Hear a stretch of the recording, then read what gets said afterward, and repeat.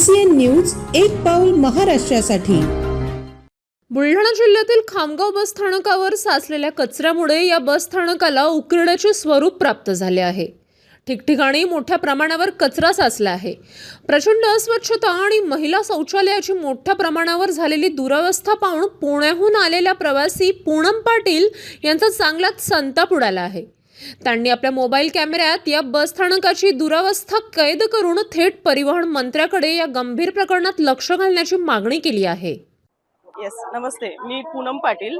मी पुण्यात राहायला असते। मी आज माझ्या गावी आली आहे आणि आल्यानंतर मी बस स्टॉपला थांबली इथे आणि त्यानंतर मला हे सगळं बघून खूप आश्चर्य वाटलं की इतक्या धुळीच्या साम्राज्यामध्ये स्थानिक लोक इथे राहतात आणि अशा या धुळीमध्ये त्यांच्या आरोग्याला किती मोठा धोका उद्भवू शकतो। तुम्ही बघू शकता हे व्हिज्युअल्स सर दाखवत आहे की हे खामगाव आगारातील बस स्टँड आहे आणि या बस स्टँडवरती हे नागरिक बसलेले आहे।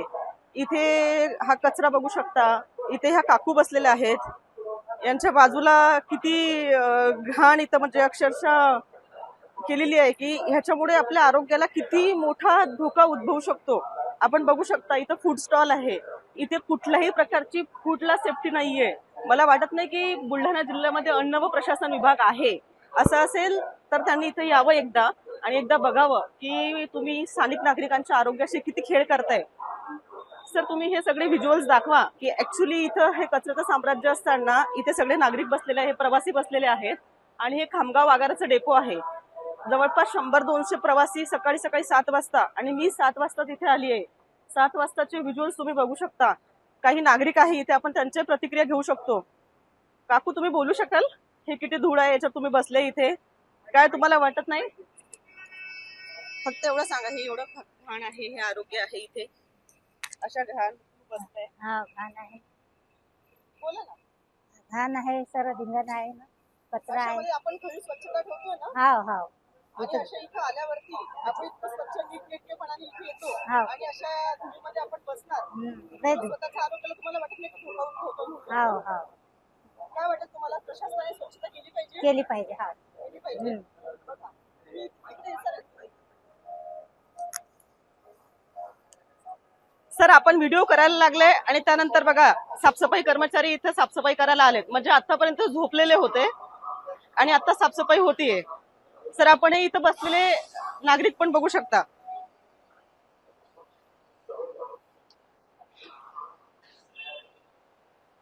इथे आपले प्रवासी बसलेले आहेत आणि हे धूळ बघा सर, किती अस्वच्छता आहे आणि अशात आपण स्वतः बसतोय। मी स्वतः बसलीये साफ करून। हे काही लोक झोपलेले पण आहेत इथे।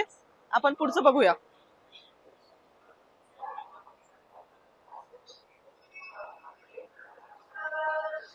सर हे धूळ आणि हे पण बघा, साफ करून बसताय अक्षरशः इथे। आता काही वेळापूर्वी कुत्रे झोपलेले होते, माझ्याकडे एक व्हिडिओ पण आहे त्यांचा, मी काढलाय। आपण आलोत म्हणून यांनी त्यांना हकललं इथून। हे बघा, ही अस्वच्छता बघा सर, पूर्ण बस स्टॉप असा आहे। इथल्या वॉशरूम तर आपण बघू सुद्धा शकत नाही सर। मी तिथून जाऊन मला उलटी यायला झाली की अशा याच्यामध्ये 8-8, 10-10 तासाचा प्रवास करून पुणे मुंबईवरून येणारे लोक आणि अशा प्रकारच्या वॉशरूम मी स्वतः खरंच जाऊ शकत नाही तिकडे, कारण इतका अस्वच्छता आहे सर। बघा कचऱ्याचे ढीग बघा, ही अस्वच्छता बघा आपण।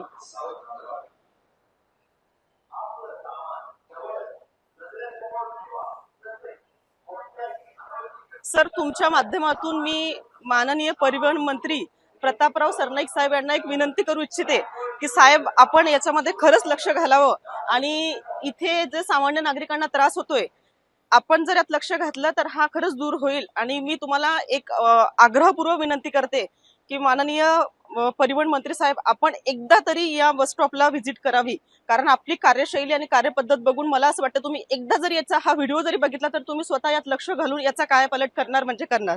धन्यवाद।